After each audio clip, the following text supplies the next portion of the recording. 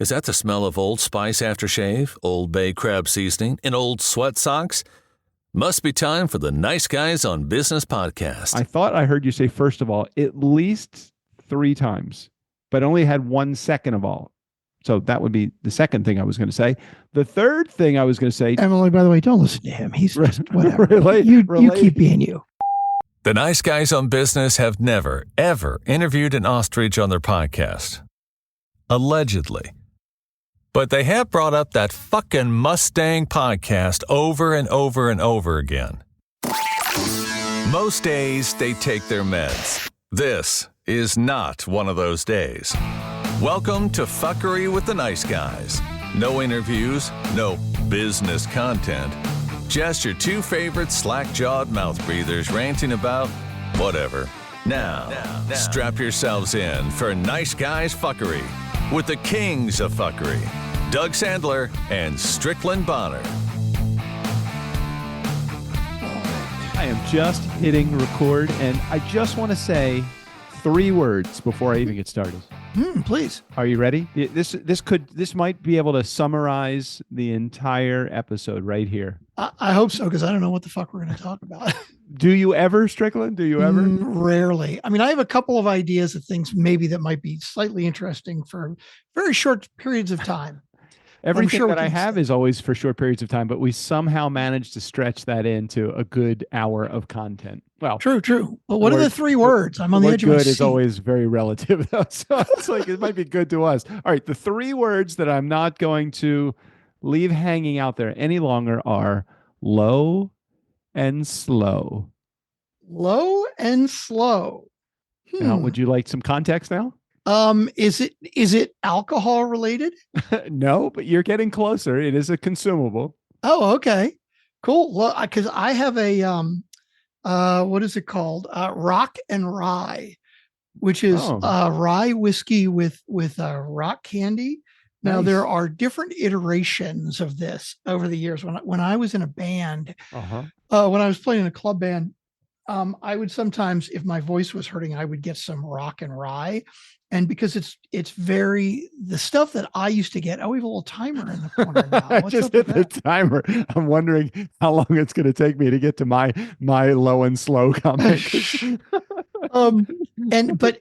the stuff that I used to drink, it was like 30% alcohol or something. So it's basically whiskey, but with a lot of fucking rock candy, sugar, syrup shit in it. Right. So it was very sweet. But I've discovered some recently that is called Low and Slow. Like, I don't know if that's the brand or the model or whatever. Okay. It's very tasty. And I've sort of started drinking it again. It's nowhere near as sweet as Fireball. But it's nice for a sip every once in a while. That's good. So very similar to rye. You know what the characteristics of rye? Do you have any idea if you were to drink rye, just like rye whiskey? Yeah, if you were to drink rye, not rye bread. I enjoy rye whiskey. Okay, so if you drink rye whiskey, what are some of the characteristics of rye whiskey if you were to have to put them into descriptors? Well, it's got more like you can do whiskey with rye or with wheat or with I don't know what the fuck else ever, but a rye whiskey is more flavorful. Yeah. And it's like I'm trying to think, like it's I just had to look it up. Okay, I'm funny when it comes to booze, like whiskey and stuff. It's like I like it. I don't know why. We got to reach out to our number one Funkin' fan, Paul Morena.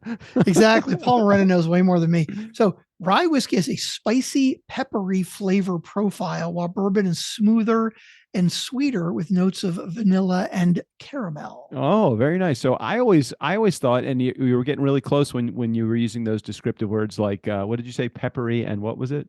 Spicy and peppery. Spicy and peppery. Flavor. I was thinking you were going to say it's got more of like a smoky flavor. Because to me, whenever I drink like a drink that is made with rye whiskey as opposed to like Woodford Reserve, which is a little bit more mellow, I always feel like it's almost like the whiskey version of mezcal, just smoky. Yeah. So low and slow, I was referring to, only took me 2 minutes and 19 seconds to get here. Low and slow refers to the Grilla Grill smoker that is now sitting on my patio. So separating me from the meat that I bought today is this recording only, because as soon as we're done here, I'm heading out to my brand new Grill smoker. I just assembled it yesterday, got my pellets ready. I've done the seasoning of the grill already. I've used about 5 pounds of pellets to do my seasoning, and now I am ready to cook my first meal using my Grill smoker. Okay, so I have so many questions. Okay, good. All right. So first question is, what is the purpose of seasoning, and what does that actually do?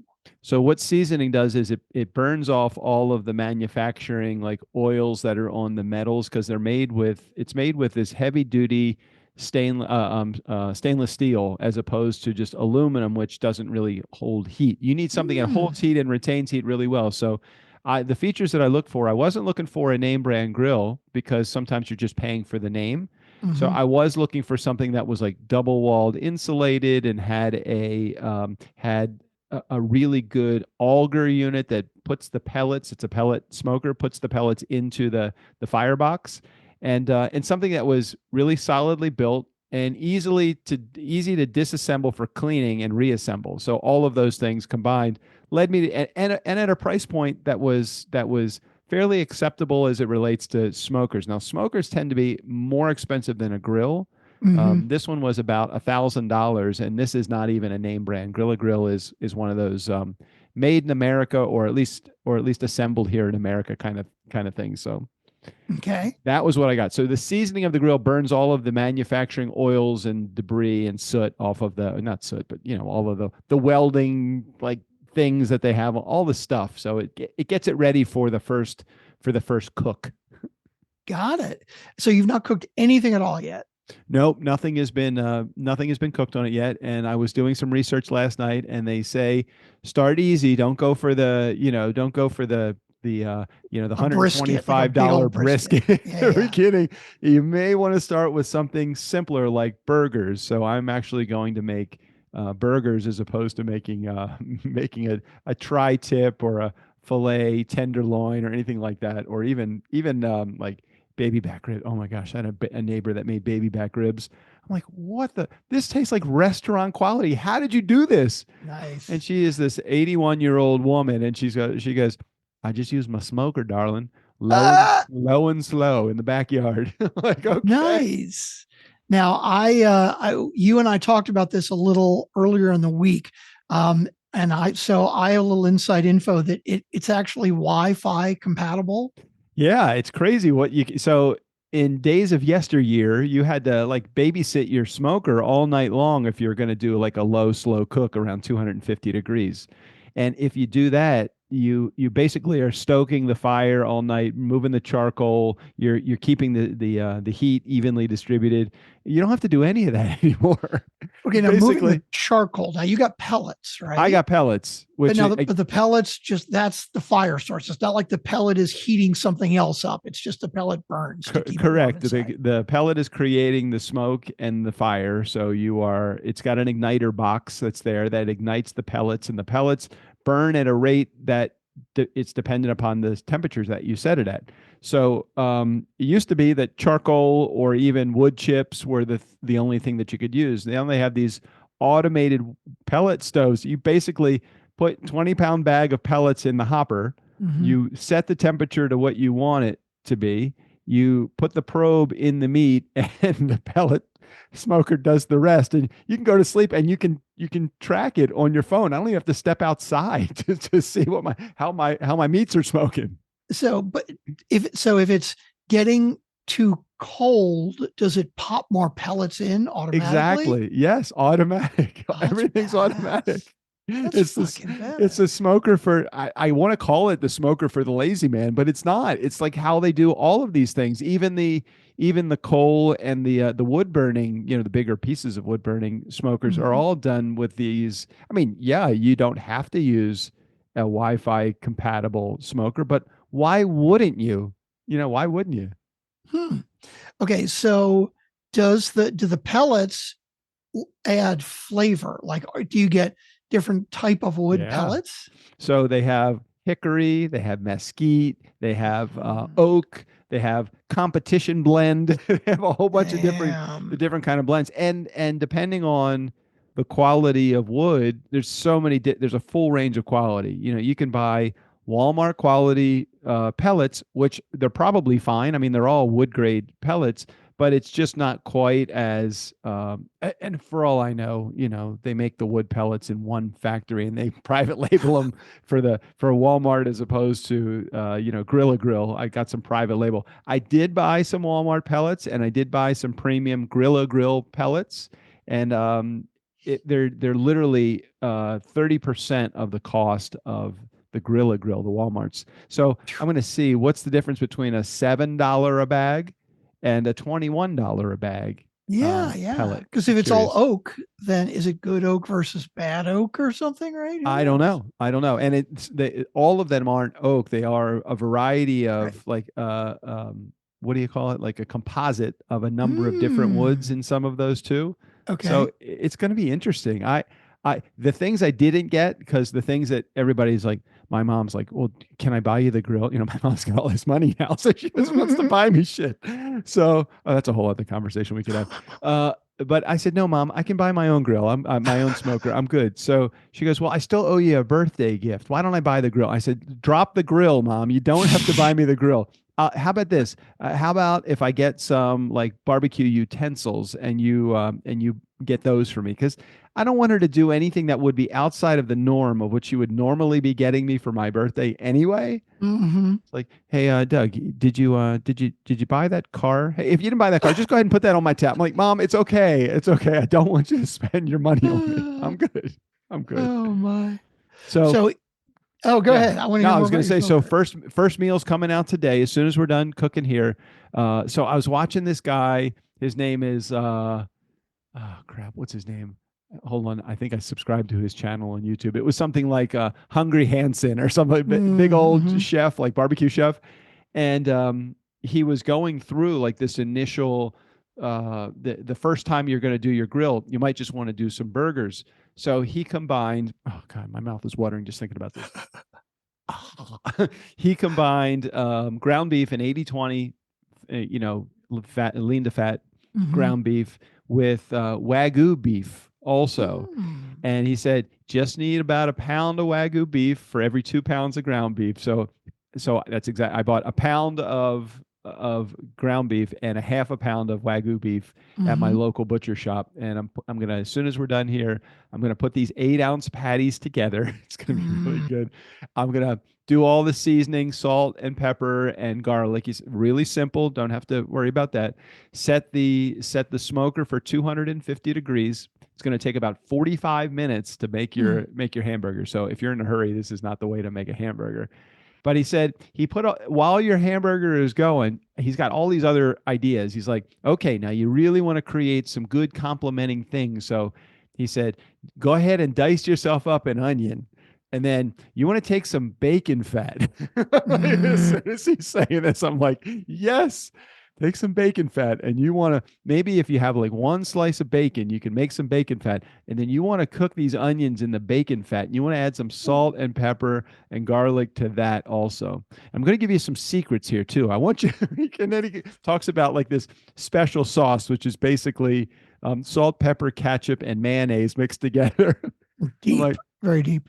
And then he says, get yourself some high quality cheese. Now you want to put the cheese on. Now I like to put my cooked onions in between the burger and the cheese so they don't go everywhere, as opposed to on top of the cheese. And then you want to go ahead and put a decent amount of mayonnaise on your roll, and you want to put your roll on the smoker also. Now don't shortcut this. Put a lot of mayonnaise on that roll. And he goes through this whole thing. This is hamburger, and then he eats the hamburger at the end, and I'm like, oh my God, I'm so doing this tomorrow. I'm really curious because I'm a big fan when I do burgers or steaks of a lot of char, right? Like I've actually gotten very good at doing steaks, but I don't do them on the grill anymore because I can't get the grill hot enough where I get a good char. When it gets a good char, it's overcooked. Like I like it medium rare, but I want a lot of char. So I've been checking techniques and trying some things, and I've actually gotten pretty good at it. But I'm really curious with a burger without char, because when you slow cook it, it won't have it, but it'll have the smoky flavor. Yeah. Now it's really cool because like with these ribs and the brisket, let's take the brisket as the example. As with the brisket, it cooks all the way through. So you have a good medium temperature brisket at the end. But if you cut it in half, you basically see the first 1/8 of an inch on the top and 1/8 of an inch on the bottom. It's just a smoke ring. It's just a ring of smoke flavor.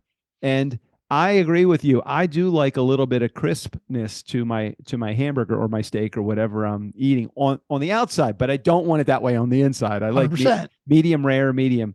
He goes, you can make a medium rare or medium burger on this, and medium is probably how it's going to end up being, but you're not going to get the same crispiness that you would if you barbecue it. So I am very curious how the smoker does it, and will I miss the flavor of the char? As it relates to instead getting the smoke flavor to it. This has been New Smokin' with Doug and Strickland. I actually, by the way, before I forget, welcome back. My name's Strickland Bonner. On the other side of the microphone, Mr. Doug Sandler. Hey, 13 minutes and 40 seconds in, you did good. So for Christmas, Sally got me a smoker also. A little different kind of a smoker though. It's not like a big meat smoker. It is a drink smoker. Oh, those are so cool. Do you put the wood chips in there too? Yeah. And it's super cool because it's basically this it's like a little barrel shaped cute thing, right? Yep. You pull the lid off and it's like the barrel is kind of split in half. And then there's a little, like a basket inside where you put the wood, right? And then you light the wood up and you put the lid on top. The top's the barrel, and so the smoke goes down. And like you put the barrel on top of the glass, right? So when it's smoking, the smoke goes in and infuses the smoke taste into your old fashioned. Have you used it yet?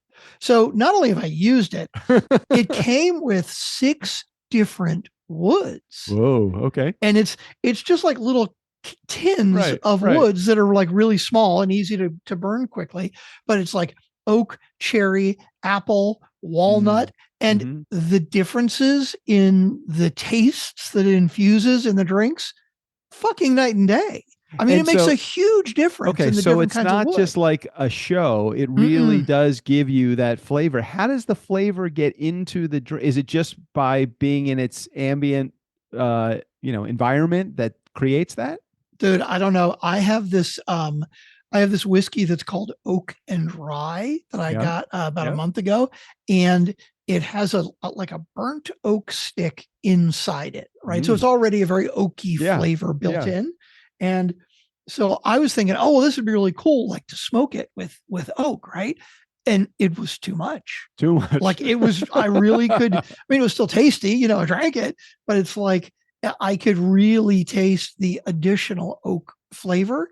And like cherry is a very sweet wood. Yeah. And I did one with cherry that it was just whiskey and it was almost too sweet. Now, if I was in the mood for an old fashioned, right, where I wanted a little sweeter, that was perfect for that. But it was very interesting. How long does the drink stay in the smoky environment? How long does it, and it doesn't actually go through the drink. It actually just sits, the smoke surrounds the drink and that's what creates it. So there's 2 ways you can do it. You can either take your glass and usually they recommend if you do it this way to have your glass and put the ice, if you're going to have ice, put the ice in. Yeah. And do the smoking. So like it all gets in the glass and everything. Then you mix the drink in there. Right. Or you mix the drink, put it on top, let it sit. I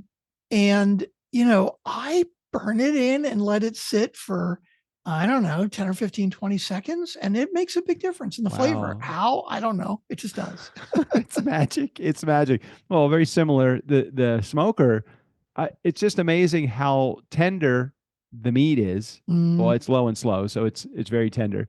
But how flavorful that smoke ring makes the entire meal. So then I keep wondering what else I can do in the smoker.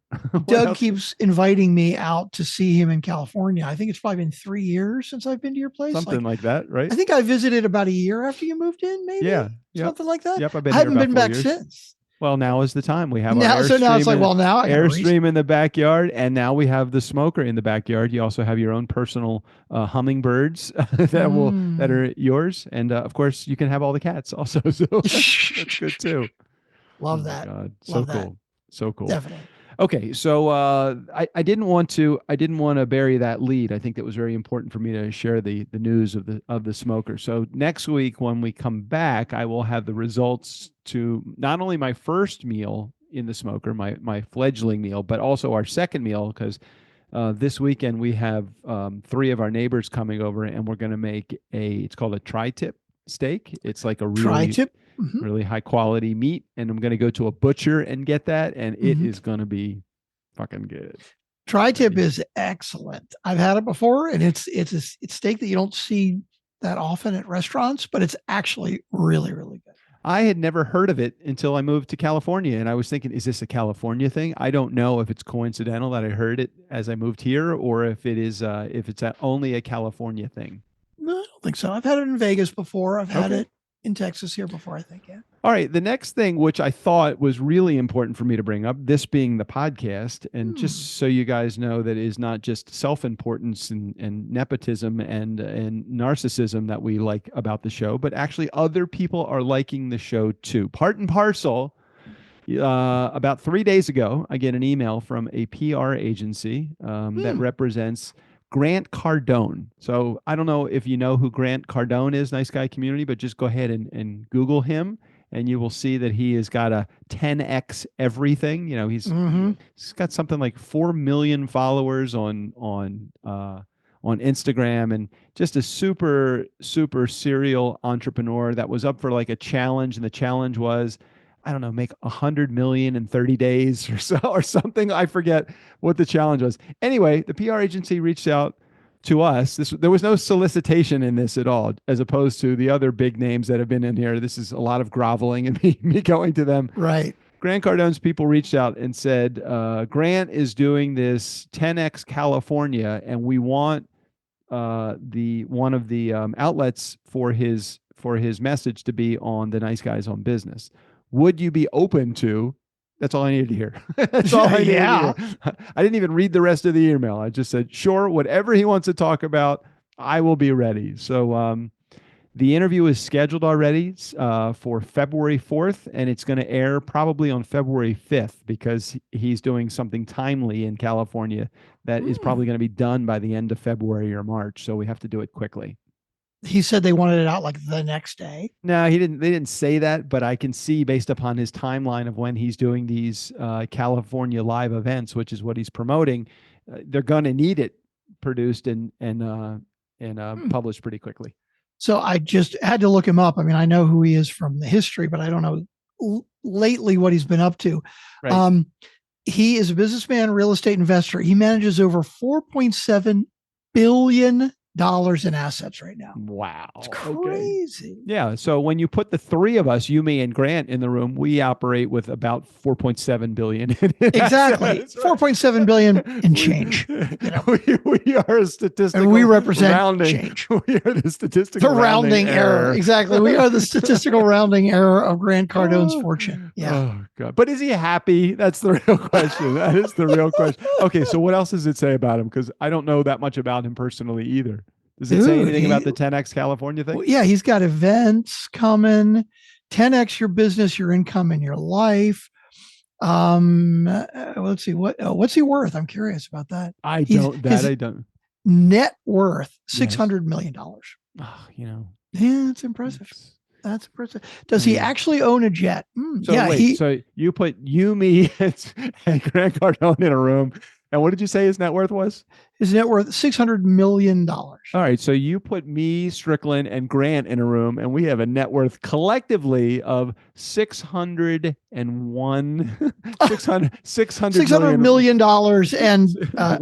10,000, 20, 30,000, something.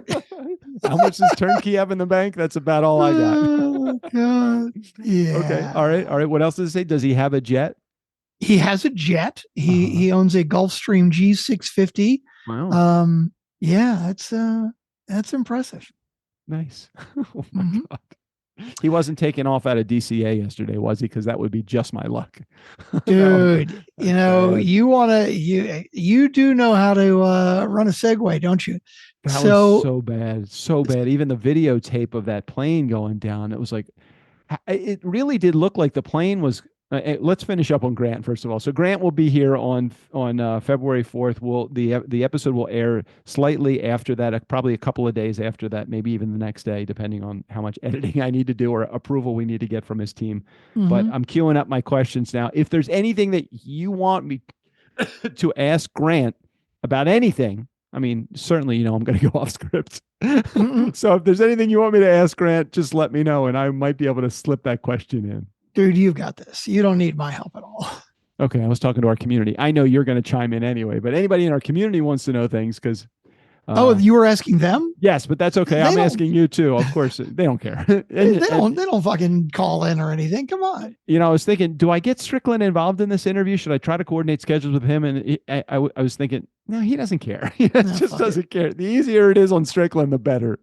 No, you get like Tim Ferriss on. I want to hang out with him, but Grant Cardone, no. Okay. I mean, he's a great guy. He's fucking impressive, but you got it. All right, so let's go over to this plane crash thing because I was watching the tape, and what I saw was, you just see a little white light of the plane landing, and then you see the helicopter coming up from behind, or coming up to it, and then you just see a flash of light, and that was obviously the crash. My question is, though, it seemed like from what I was looking at, the helicopter was really moving fast towards the jet itself, and how could it be a jet's responsibility to get out of the way of something as nimble as a Black Hawk?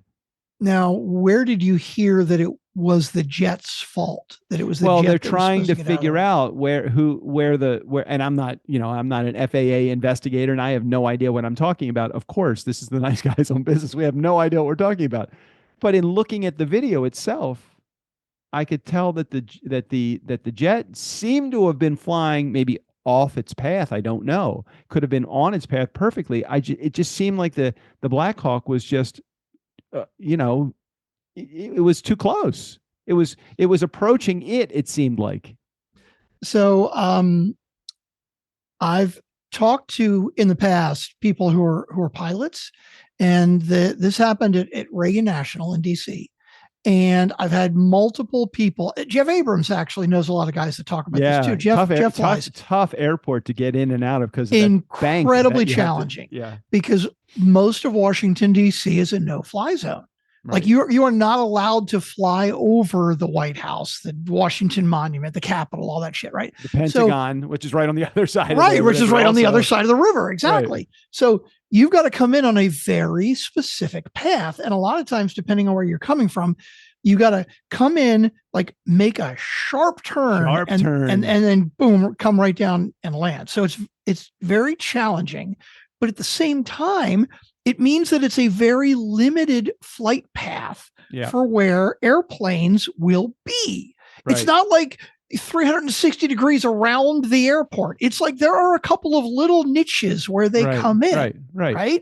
So that's the first thing. Again, my completely uneducated opinion is that it would have been really challenging for the plane to have been somewhere where it was not supposed to have been. I agree. Or if it did, it was deliberately off path, and maybe that was part of the problem too. Maybe there was something going on. Again, I'm not trying to evoke conspiracy theories or terrorist associations with the pilot at all. I'm just thinking it appeared that it was coming down the flight path right over the Potomac River where that flight path is, and you take that sharp bank and then steep dive and you're landing.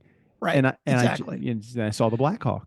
And as you said, if you are in a plane and you see something in front of you, you don't have an opportunity to get out of the way. Like if you've ever been driving a car and a deer jumps out in front of you, okay, you have less time and less maneuverability than that in an airplane. You can't just fucking grab the yoke and go. It's like, it's a very slow change, right? So my completely uneducated opinion before any investigation is done is obviously the helicopter fucked up. like a helicopter is far more nimble.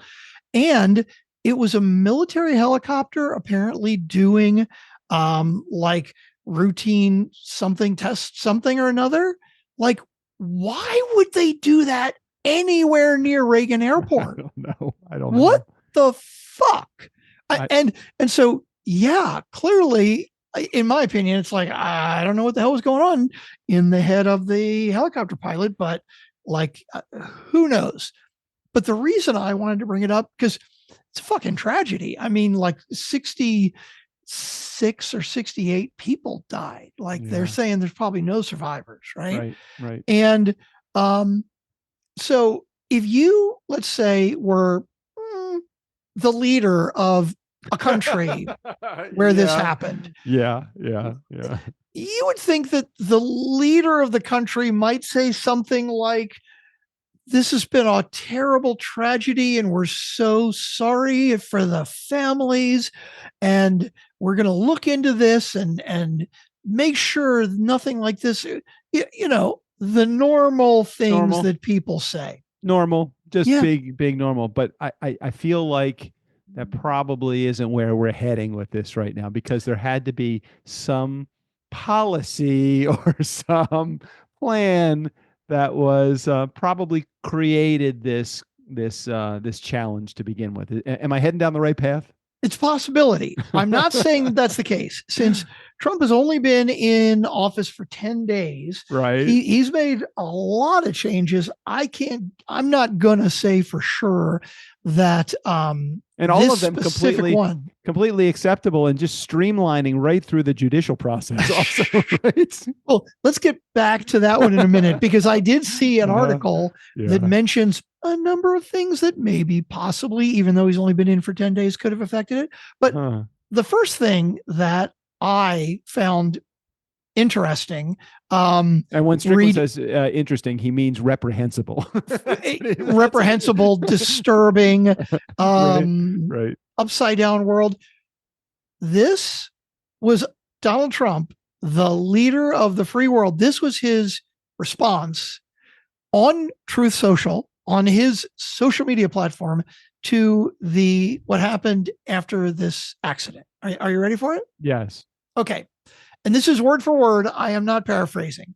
Okay. The airplane was on a perfect and routine line of approach to the airport. In character, by the way. The helicopter was going straight, and the airplane for an extended period of time. Straight at the airplane for an extended period of time.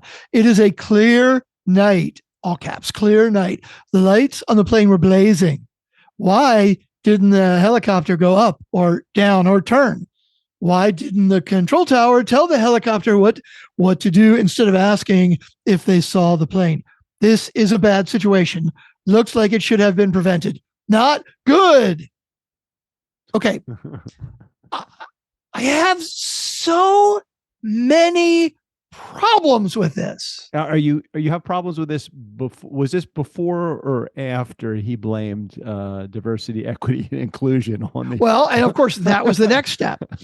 He goes on Fox News. Oh God. He goes on Fox News, and they're like, "Shit!" I actually had the clip up. I don't know what happened to it. Wait a minute, maybe it was over here. And he goes on Fox News, and the guy is like, yeah, I don't know where the clip is. And he makes a comment about, oh yeah, this is obviously DEI issues. And then he starts talking about it. And the commentator's like, hold on. Are you telling me that this crash happened because of DEI issues? And he said, oh yeah. And it's, how do you know that? Well, because I have a brain, because I'm smart, because I pay attention. He said common sense. All right, that was it. Common sense. common sense, which is not so common. Okay, so putting aside his tweet, what the fuck do you call it on Truth Social? His post, whatever. Put that aside for a minute, right? Common sense. Yeah. Now, what does that say to you? That says to me that in his mind, what he's thinking is, well, you know, smart old white men are all incredibly capable. And so if there was an accident, it must have been a black man or an immigrant or probably an illegal immigrant who maybe stole the helicopter and he was a criminal. But obviously it was somebody that was not qualified, not an old white guy, because all of us are so qualified. I just want everybody to know that what you just heard was actually not Donald Trump. This is our editorializing what we thought was actually what he was thinking at the time. In case you weren't so sure, because my impression was that good. It was that good. I know. So close. The fact that even the subject of DEI came up, and the reporter that was in the audience said, hold on, wait a second. It was a woman. She said, what you're saying is, right. This was the White House press corps, right? It's in the fucking press room. Yeah. So you've got 50 goddamn reporters around, and he's like, oh, well, common sense. Obviously, that must have been what happened. Not like, so common. What? That was like, I was watching that and I'm like, that was a stretch. I understand he goes off topic, and it's like, how do you step that back? Like, after those words come out of your mouth, how does his press secretary step that back? Like, it's not possible. What can you do? And that's what's so crazy, right? Is that he won't step it back. I know, because he doesn't feel he did anything wrong. He doesn't think he said anything wrong. Nobody will convince him that it was anything but a perfect comment. That was the perfect comment. Kind of like, what is it in improv? There are no mistakes, only gifts.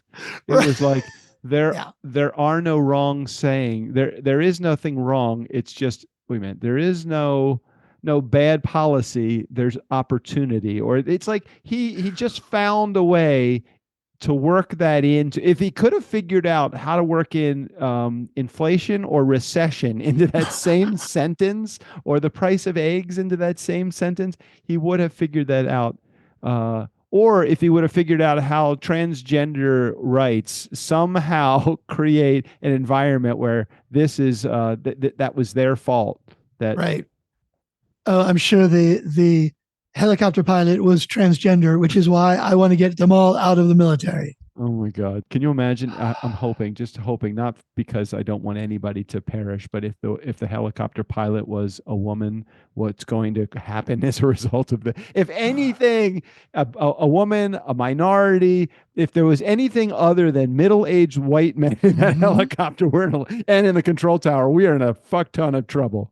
Although I really would love it if it is like a middle-aged white guy who's been in the military for 10 years and Trump is like still trying to push the whole DEI thing.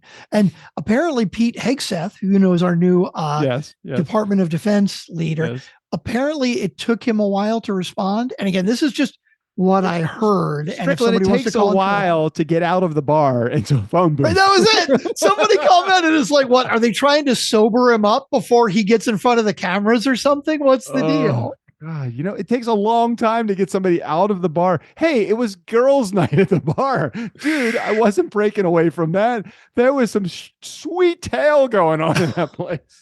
Oh my God. It's just nuts. It's so crazy that this behavior is acceptable. That as horrible as the situation was, how could you possibly make it more horrible? It's like, even though I wasn't a big fan of Biden in office, or his last few months or last few years of office, I still think he tactfully handles every environment, whether good, bad, or indifferent. The results, oh my God, way to be presidential, president.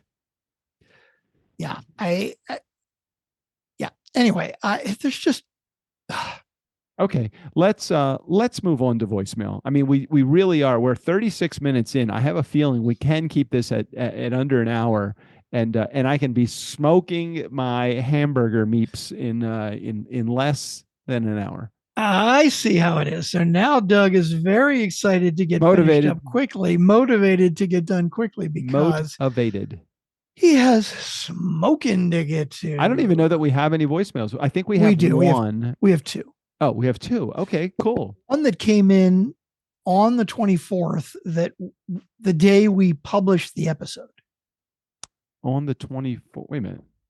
Oh, okay. Well, that was last Friday, so that makes sense. Okay, that is acceptable. A voicemail. Somebody was listening and called in right away. We appreciate voicemail left on publishing day is an engaged audience member. Exactly. And those community members, we are all for. Not that we won't accept a voicemail from someone that is leaving them the day of the recording. Or like the text right. we got earlier from Tim. Have you guys recorded yet? I gotta leave a message. Or the text message we get from those in a very small group that might say, "Have you guys recorded today?" We're about to. Hey, just so you know, I'm on your voicemail. I mean, on your email page, not your screen with voicemail. I sure the wrong. I'm checking all the dials and the numbers and the checks, and what do? I share the wrong fucking screen. Here we go. Let's do that. Okay. I am ready to go. That's good. Oh yeah, that's it. It was the Twitter post that I saw that Aaron Rupp. I'm trying to figure out what? Who? The Twitter post. I'm trying to figure out how you can come to the conclusion right now that diversity had something to do with this crash. Because I have common sense, okay? And unfortunately, a lot of people don't. Well, that explains it. Yeah, that definitely explains it. Do you walk? Trump will ensure nothing like this ever happens again. Do you walk to school or carry your lunch? It's just like, what? They're unrelated. Okay. Voicemail. Here we go.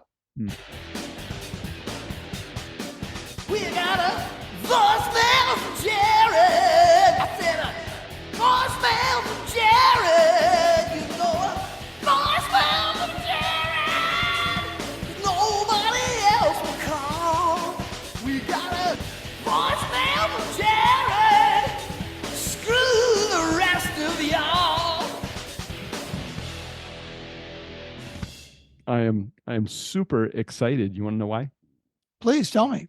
Because tomorrow we have our first ever turnkey client meet and greet. Woo! It is a big deal. We have enough clients to have a meet and greet. It is a big deal. I know, it's amazing. It is good. That is good. So the theme for tomorrow, I haven't told you the theme. I was debating whether I share this with you now or share this with you tomorrow. Because sure, I'm just a co-owner of the company. You might as well surprise me with it, as I'm arriving. The challenge is if I share it with you now, you have a chance to talk me out of it, which is not what I want to be talked out of. Doesn't that give you a lot of confidence in what the theme is? Lots of confidence, yeah. So the theme is eHarmony, speed dating for podcasters. So okay, it is an eHarmony theme, and each of the sections of the turnkey team turnkey meet and greet are put into under the subheadings of things that you would be doing if you were going to use an online dating service. Because you have so much experience with that. I have no experience, but I mean, tell me, doesn't this work here? Let me read some of the categories here. So it's the theme is the dating app, eHarmony for podcasters. Section 1 is your dating app profile, because don't you have to create a profile in order to do that? That's the introduction phase. One of the breakout sessions, blind dates are real. So it's going to be like what you would do on a blind date. And I'll have a little setup. Then the breakout session number 2 is called The Honeymoon is Over, which is good. And those will be the biggest hurdles that you've had to overcome in podcasting. And then finally the big group session, which is going to be the final session of all. It's called The Common Bond. And we're going to divide it into monetization, guest acquisition, marketing and promo, interview tips, and growing listenership. And they can pick their own category, and they'll go into that group as a breakout room, and they'll be able to have conversations with other podcasters that are experiencing the same issues or have overcome those issues. So I have one question. Go ahead. Did you come up with all this yourself, or is somebody helping you to organize this? Nobody helped me organize it at all. Dude, I had no idea you were putting so much time and energy into this. I love this, don't you? I love parties. As long as I don't have to leave my house, I really love parties. and I don't like hosting people. So online a party is perfect. Okay, then. I'm excited. 75-minute long meeting. You're going to participate. You'll be just like one of the participants, and everybody gets a chance to introduce themselves.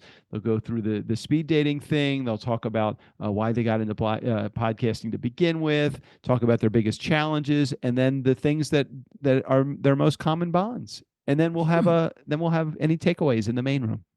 Well, I'm impressed with the planning. We'll see how the execution goes. I have every faith in you. For somebody that has only been on a dating site once, and that was to help my, at that time, 81-year-old mom put her profile together, I think I'm doing pretty good. Yeah, you're killing it. You're killing it. All right. Sorry. I didn't mean to interrupt. Of course you meant to interrupt. Didn't mean to interrupt. I knew you were going to interrupt. I mean, I was ready to hit the stop button before you even started talking. Okay. Let's go. Okay. Hello, Doug. Hello, Strickland. It is I, Emily Aborn, calling. I'm going to be succinct. I have 4 points. First of all, Doug, I'm with you. 4 calls is a lot. And sometimes, well, I'm working on my schedule right now, and I'm trying to make it so that I don't have calls like a majority of the days of the week. And I'm noticing the days I do, 4 is about my max, and I'm just swiped at the end of the day. So, it's just because we give so much. Okay, I want to go back for a minute. I want to make sure I heard this correctly. Yes, I'm going to just run it, rewind just a skosh, because there's a specific phrase I heard, and I want to make sure I heard it correctly. Got it. Well, I'm working on my schedule right now, and I'm trying to make it so that I don't have calls like a majority of the days of the week. Okay, that's what I thought I heard. What did you think? I'm not one to interrupt voicemails, but Emily did say she had 4 points. And by the time she gets to point 3, I didn't want to forget the first point. What I heard her say was, the first point was, I am trying to have my schedule so I don't have calls most days of the week, but I'm squeezing them all on one day, and 4 is too many. Like, you kind of can't have it both ways, Emily. It doesn't work like that.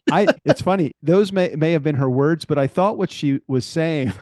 Here we go. Here's the interpretation. It's like looking at the football play with X's and O's using the telescreen after it's over. I know a guy. Right. Here's what happened. See, he's going around the left foot and this everything's the receiver, and then bam, he got knocked on his tuchus. Okay. Anyway.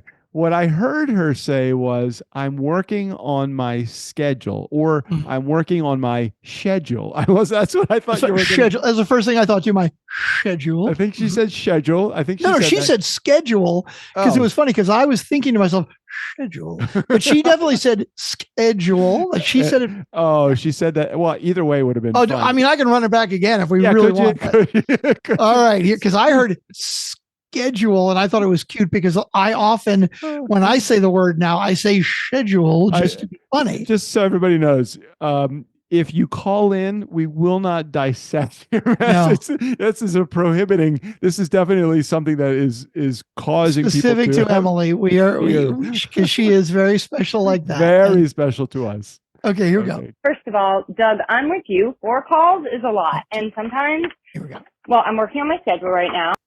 I totally heard the schedule. But I heard schedule the first time through, and I'm like, what's she talking about? Okay, keep going. Okay, but now how did you interpret the rest of it? As in, I did. What I heard was I was thinking too hard about the word schedule versus schedule, and then I heard her say, we give a lot basically to each and every call. 4 is too many. I didn't hear the part where she said, I'm working on my schedule. 4 is too many, so I'm stopping that and putting more in one day. I didn't hear that. So play that part again too. Well, no. Okay. So here, this is my interpretation. Okay. Okay, go ahead.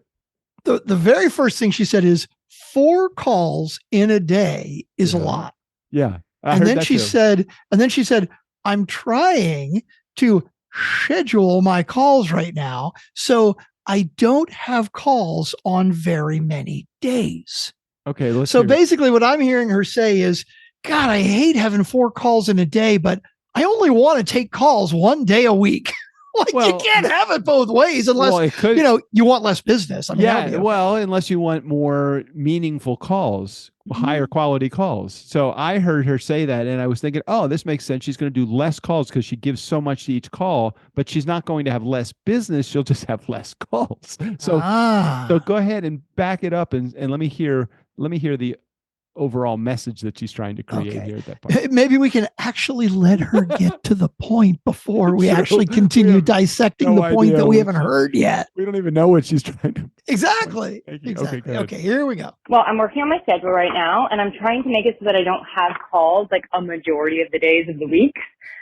And I'm noticing the days I do, 4 is about my max, and I'm just wiped at the end of the day. So, it's just because we give so much attention and presence and dedication, I think, to the calls. So, Strickland, maybe your problem and why you don't feel so tired with calls is that you aren't paying attention. Or you don't have any. Okay. I'm actually taking a mental health day today, which really just translates into cleaning my house. Oh, hang on. I'm sorry. Was Emily saying something? I'm sorry. Apparently I wasn't paying attention. Sorry. As soon as Emily said, Strickland, maybe your problem. And then right after that, Strickland's listening. His hard drive was filled, so he could not put in anymore. Strickland, maybe your problem is Hey, look, breaking news at 95, Dick Button just passed away. Who? Come on, the figure skating legend Dick Button.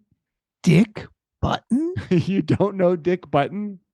I don't know. I actually, it's funny because like 2 minutes ago, I got a notification about somebody else that died, but it was like an actress, but like somebody in their 80s. Well, Dick Button, he was only 95, so he's had plenty of good life left in him. But he was a Olympic figure skater who then went on to be the commentator for the ABC version of the Olympics for decades. I think he did that.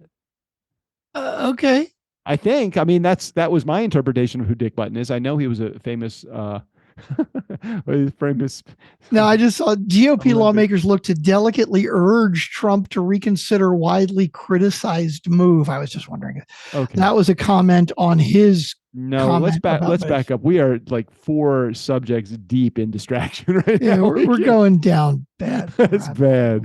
That's it. You can tell based upon what I see on Strickland's screen right now what his last shopping habit was. It was for coffee makers. Oh my God, my coffee maker is fucking brilliant. I have smokers everywhere. It's like, hey, look, when you hit the buy now button, don't they finally all go away? Won't they leave? I know. At some point. Wouldn't that be great? Yeah. Although, you know what? So I'm looking at my screen here, which it has this Chibo, which is what I actually bought. Now there's an X here, right? And then there's ad choices. This is going to be interesting. I want to try this. I'm going to push the ad choices button. And usually they'll say like, oh no, wait a minute. Isn't there like, do you want to see? No. Go back to click the X button. It's the other one. It's the X. Like, why don't? Yeah. Click the X. Okay. Stop. Okay. Here we go. Stop seeing this ad. Why this ad? Oh, okay. Why this ad? No, I thought there might be an option, which would be really fucking smart. I've already when I'm seeing to say already purchased. Yeah. So don't bug the fuck out of me. Right. In fact, it's funny that you said it because the other thing that I'm seeing, of course, is guitars because I'm always looking at that, right? Right. And this Chibo, I saw smokers. Because you and I were talking about fucking smokers. Well, Alexa was listening in at that point. Come on, we've got to go back to the voicemail. We're going to go like 6 layers deep in this and never. I know you got your smoker to get to. Okay, let's get back to Emily. I have an episode. I have a message in. Go ahead. Let's get back to Emily here. Oops. One, but oh shit, hang on. I think to the calls. So Strickland, maybe your problem and why you don't feel so tired with calls is that you aren't paying attention. Just food for thought there. Okay. I'm actually taking a mental health day today, which really just translates into cleaning my house today instead of tomorrow, which is Friday instead of Saturday, which is so great because then tomorrow I'm going to wake up and not have to clean.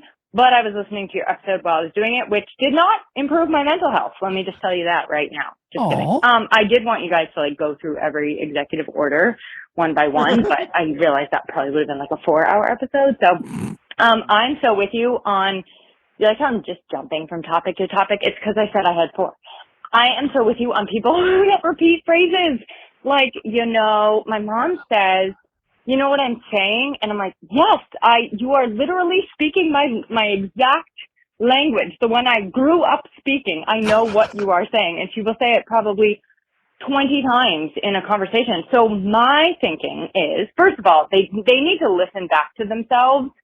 That's why I have learned a lot in what I say. Like I used to say, I love that in every single interview multiple times because I didn't know what to say or give like a valid response. And I heard myself say it. I'm like, oh my God, I sound like a total dummy. So I learned from listening to myself. So first of all, I think podcasters do need to give themselves some opportunities to listen back to themselves, both in an interview and in their own episodes. But secondly, I do think it's sort of, in some cases, it's kind of like a lack of confidence or maybe feeling misunderstood often, or maybe there's situations where you're just not able to express yourself clearly. You know what I'm saying? Just kidding. I'm just kidding. Okay. And then Jared I just want to give him a giant round of applause right now. He is 100% right. You guys are ambiguous as hell when it comes to the voicemail. We don't know what you want. Tell us what you want and we'll do it. Really? Jared obviously will do the opposite of whatever you tell him to do, but we just need to know, do you want voicemails or do you not want voicemails? That's how this works. It's reciprocity, right? You tell us what you need and we are like, yay, we will rise to the call. We are the dedicated listeners of the Nice Guys on Business. Okay, went on long enough. Have a great rest of your episode. Love the episode. Love the show.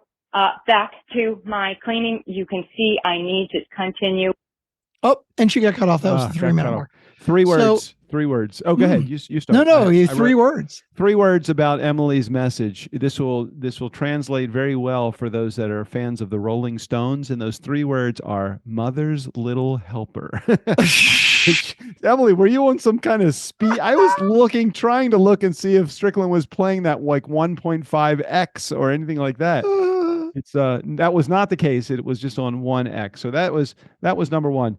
Secondly, Emily, just as you say, your mother says, what did the, no, not you know what I mean? Know what I mean? You mentioned a few times in that message to us, first of all. There was only one time I heard you go to a second of all, Emily. So if you are a fan of listening to your own words back to you, listen back to that message or that voicemail and tell me if you've said, this might not be your phrase, but I thought I heard you say first of all at least 3 times, but only had 1 second of all. So that would be the second thing I was going to say. The third thing I was going to say, Emily, by the way, don't listen to him. He's just whatever. You keep being you. And maybe you only said, first of all, several times because Strickland and I played your message over and over again. So it could be that I'm confusing that. The other thing that I've noticed is that if I ask somebody a question, oftentimes the first thing an inexperienced guest will say when you are asking them a question is, "That's a great question." And then answer the question because they're giving themselves time to think about the answer to the question. So just food for thought. Second of all.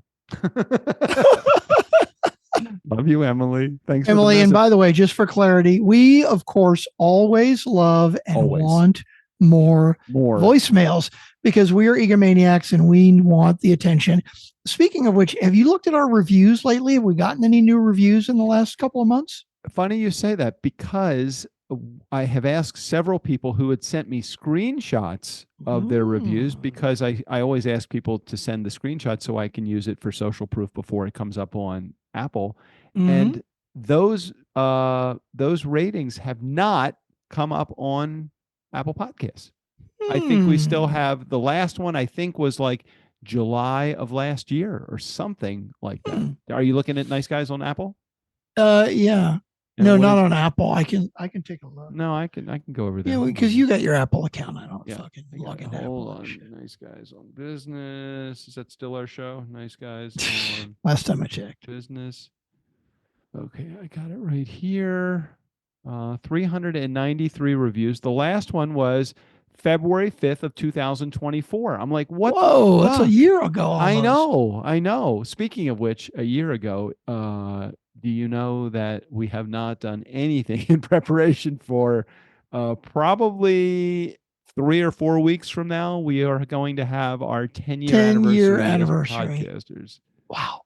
So well, you know. I'll be in Vegas February 14th weekend. So if you want to come and hang out with me, you can. But yeah, you and I have planned nothing. Well, I appreciate the offer, but that has nothing to do with our 10-year anniversary for the Nice Guys on Business. Yeah, I know. Yeah. What are you doing in Vegas? Just hanging out. Okay, that sounds fun. Just going for fun. All right, let's do our last voicemail number 2, and then I'm going to get right to smoking. Okay, here we go. Voicemail number. My hamburger's not smoking as in anything else. And this is the last voicemail, by the way. Yes. Okay, here we go. Hey, Rick, Jared here. So, wow, this episode was pretty entertaining. I was trying to think what was different. Oh, that's right. There was lots of YouTube videos, so that was very helpful for our podcast. Yeah, from the audio standpoint. Oh, shit. Hey, in all seriousness, though, thanks for including the links to the videos and stuff, because I'm driving around my work van and it's real noisy. So Peeing the Brain one, I couldn't really make out a lot of the specifics. So I'm going to watch that again and get to enjoy that, because Pinky the Brain, I've heard it's pretty funny. I've never really watched it, but what?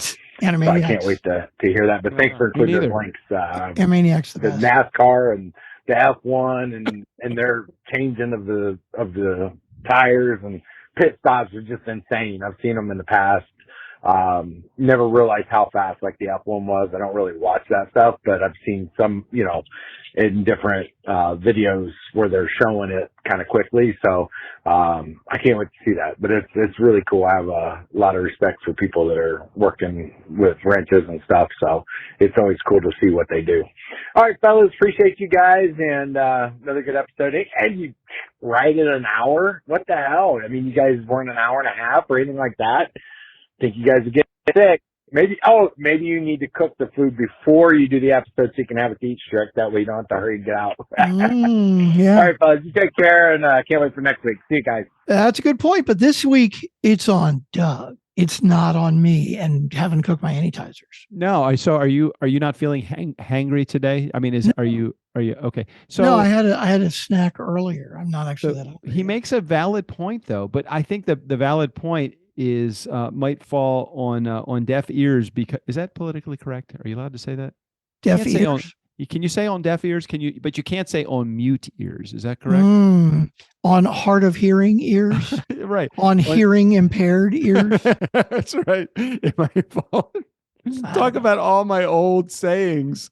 Yeah, I know that are not politically correct now. Right? Don't want to say. I don't even remember any others. But the whole idea of making your food before the show, readying it for the show, so that you have it right after the show, I think for me or Strickland, maybe I'm only speaking for me, it would be more difficult because I will know that the food is already ready. Oh my God, right? I'll be like, I can smell it and I know it's there, and 100%. Yeah. Oh God. All right. We are an hour in. Let's stop here. I'll go out and smoke my hamburger, Meeps, and be ready to share the review of the Grilla Grill Smoker. Maybe they'll become an advertiser, probably. Hey, what's that little, you got a thing in the center of your, oh no, I guess that's just the TV behind you. No, the jumping. It looked like it was that little beat thing on your TV behind you. It looked like it was on your mic stand.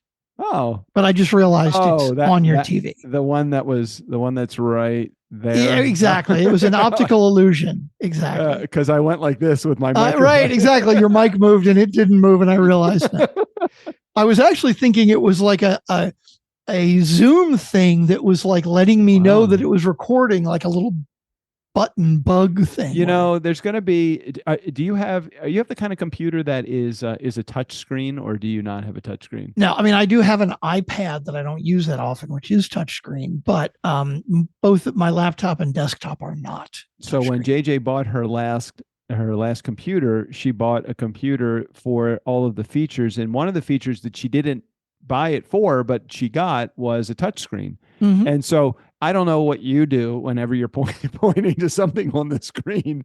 When you point to something on the screen and it's a touch screen and you get a little too close to the screen, it will select that thing. And every time I'm doing something at JJ's computer, I'm like, just move that up. Just move, and I'll touch it and I'm like, oh shit, I didn't mean to do that. Sorry. I one time years ago bought a touchscreen computer because I thought I really want like a laptop. I thought I wanted that. And you're right, within like a week, I was like, no, I don't fucking want this. Because I do that. I'll reach up and it's like, no pain in the ass. Yeah, exactly.